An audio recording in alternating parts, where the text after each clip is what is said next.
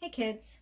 Okay, so today I'm going to do a drawing that has a polar bear and a walrus in it, which is kind of fun. And they're on an ice cap, so they're kind of in the Arctic. And it's a little suspenseful because the polar bear is looking at the walrus and it is behind the walrus, so we don't really know how this is going to go. I'm set up with pencil, two different thicknesses of a permanent marker, an eraser, and I do have a sharpener just in case. All right, so let's start with our environment. The polar bear and walrus are on the ice cap. So I'm going to start by kind of giving myself a framework of where they're going to live. If I have a horizon line about here, and let's say I have like some mountains or, polar region back here, I can put the polar bear here and I can put the walrus here, and then I can have the ice break here. All right, so if I have the ice break here, then the line I'm going to make is going to be kind of a jagged line like this.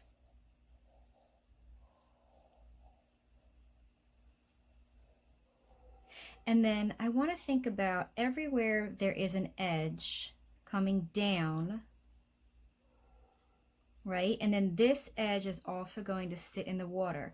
So this distance is going to stay the same. If it's here, once I decide on how thick the ice is going to stay, oh, that should be there.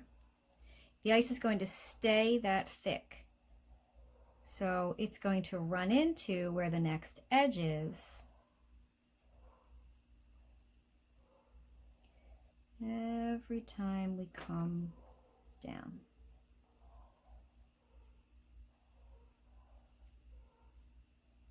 I don't know if you can hear it, but the dogs have taken this moment, the neighborhood dogs,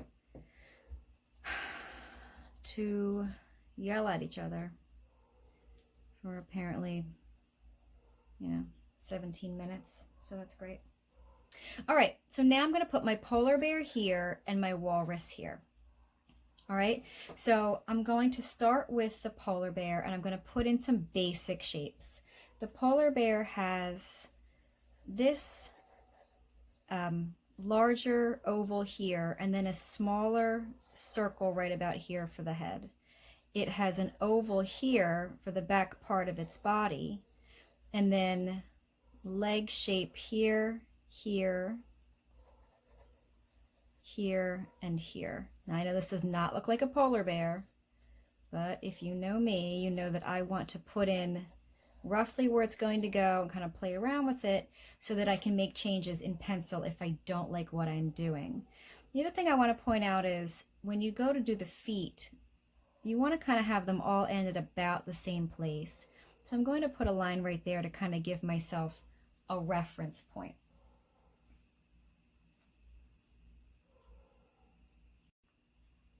Okay, I paused it for a minute because the dogs were too much for me, and now I am back. All right, so now I have a basic framework of where the polar bear is going to go, and I'm going to start to sketch in a little bit more detail. So it's going to have a head here. You can kind of tell where that head is going to go with the ears and maybe the bottom of the neck, although the nose will sit in here. And then it's got a very, it's very strong. It's got this large shoulder blade, and then down here for the back, and then we're going to have one foot coming forward and the other foot sitting behind.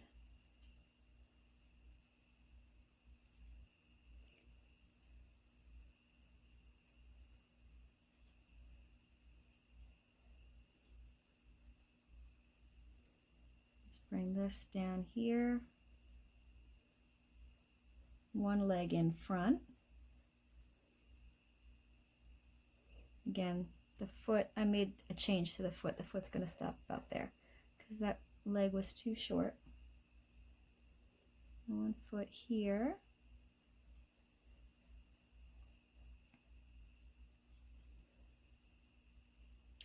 And then the other foot here. And this one back there. And now I'm going to be able to put in a little bit more detail for the face. I'm going to place the eyes here. I'm going to have a nose here. I'm going to have this line here and that there. Okay, now I am positive you cannot see what I'm doing. So let's go over it with Sharpie. Okay, let's start with some ears.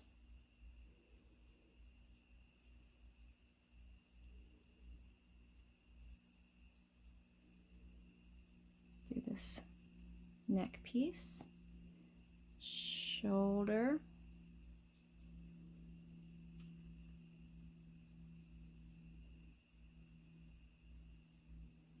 they have a little tail, so cute. I wish it was cute. They are like just massive, but they're still kind of cute.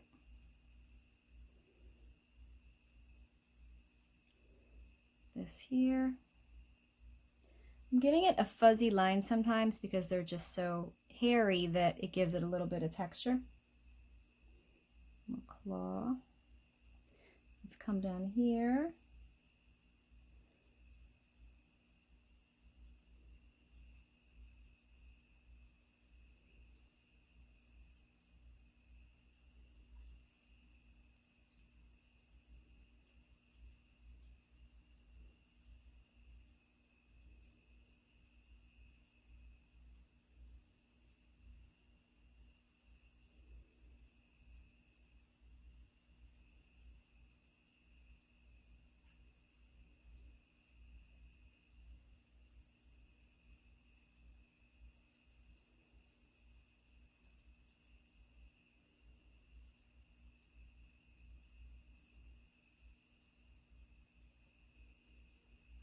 And then this is going to kind of imaginary under here.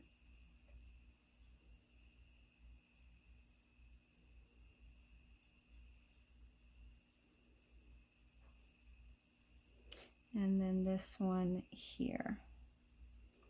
And that foot can kind of sit back there. Okay. Little tail. All right, now let's add the eyes, nose. You're going to bring this line down, kind of back up again, and then that there for a little bit of bear shape.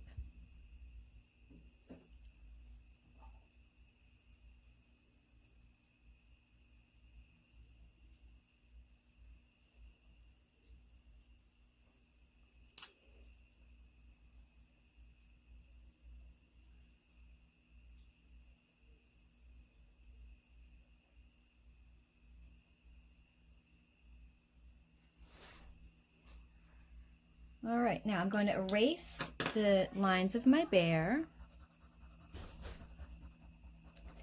and then we'll see what I've got. Not bad. All right, so now I'm going to start on the walrus. The walrus is also a couple basic shapes. We have a kind of larger shape here. And then this part's kind of like a very soft triangle. And then this sits out here. This part down here. And then you have these two large flipper arm pieces, and they go out to the sides. Walruses are also huge. So we're going to make this very large. Now let's go in and we'll fill in some details.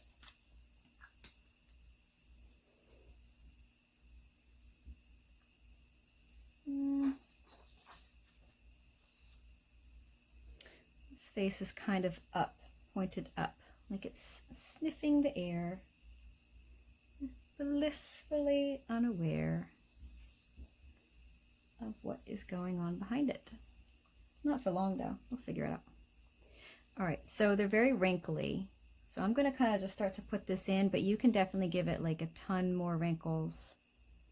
Kind of like a big pug, but much, much bigger. They all have tusks, the male and the female, so we can give it tusk here.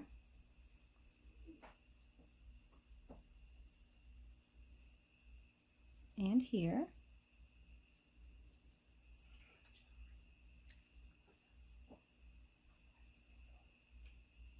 And then this is going to wrap around to the head.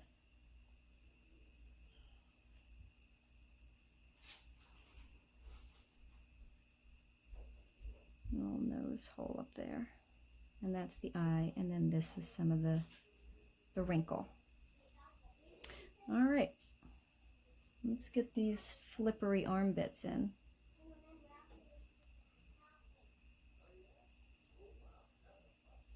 I'm going to come right down here.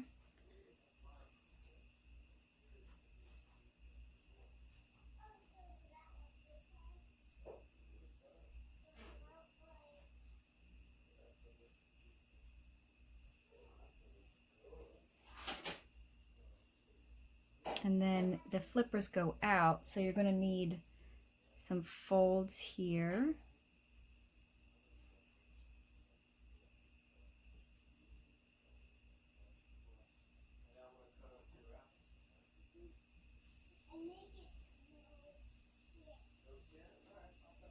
And then here.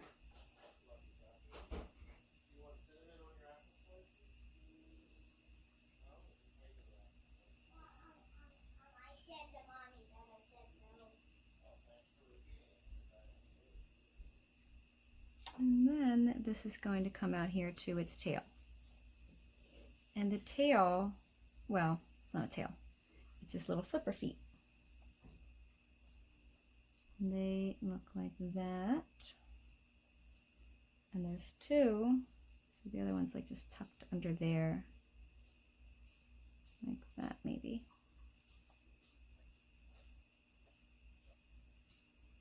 Okay, so for this one, I'm using these little lines to show that it's got like wrinkles and rolls everywhere, in the same way that I used a little bit of jagged line on the bear to show that it's furry.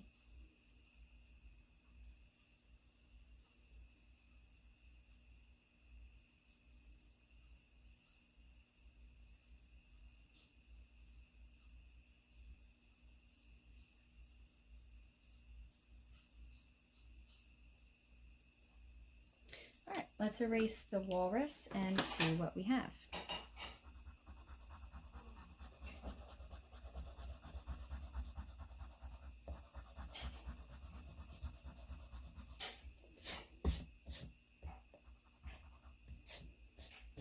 Okay.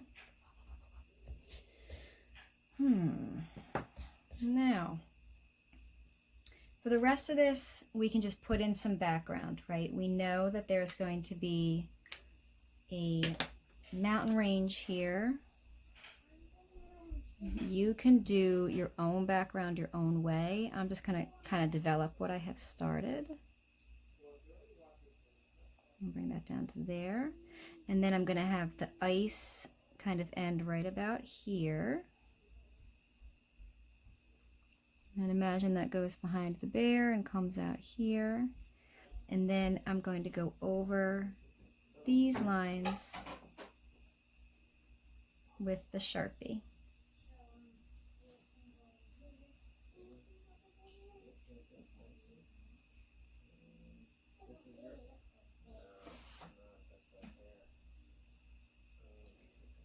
And then I'll erase this.